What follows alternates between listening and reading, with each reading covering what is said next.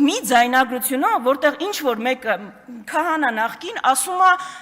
վեհափառը ինձ ասել է մայրիկիդ վերցրու գնա ցույցի, այդ դրվագով դուք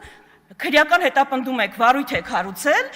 ամենայն հայոց վեհափառի նկատմամբ ու ծաղրում եք եկեղեցու հայտարարությունը, որ չի բան արել, չի անդրադարձել այդ դրվագին, բայց ասում է ձայնագրությունը ապօրինի է։ Ուզում եք մի դրվագով տեսնել որտեղ է, ոնց է երևում, որ դա քաղաքական հետապնդում է։ Իսկ դուք այս մի ձայնագրությունը հիշում եք։ Նիկոլ Փաշինյան, Արթուր Վանեցյան, Սասուն Խաչատրյան հեռախոսազրույցի գաղտնալսման նոր ձայնագրությունը կալանավորել ՀԱՊԿ նախկին գլխավոր քարտուղար Յուրի Խաչատուրովին, թե ոչ խոսակցության առաջին հատվածում վարչապետի պաշտոնակատարն ու ԱԱԾ տնօրենը քննարկում են հարցը, խոսում նաև Ռոբերտ Քոչարյանին կալանավորելու հարցի շուրջ։ Վարչապետ, հիմա նայեք, Խաչատուրովին ուզում ենք տանեն կալանքի։ Խաչատուրովին ուզում ենք տանեն կալանքի, ԱԱԾ պետը վարչապետին։ Հիմա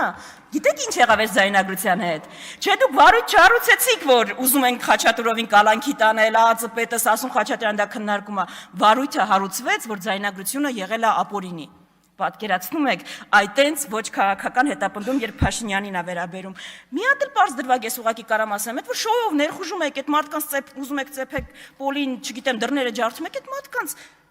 Միքայել Աչապահյանին ծանուցում ուղարկել եք, որ ներկայանա, ու չի ներկայացել դրա համար եք վեհարան մտել։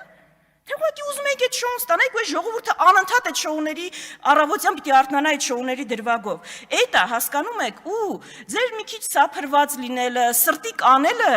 ձեզ ոչ ավտորիտար կամ ժողովրդավար չի սարքում, ժողովուրդ։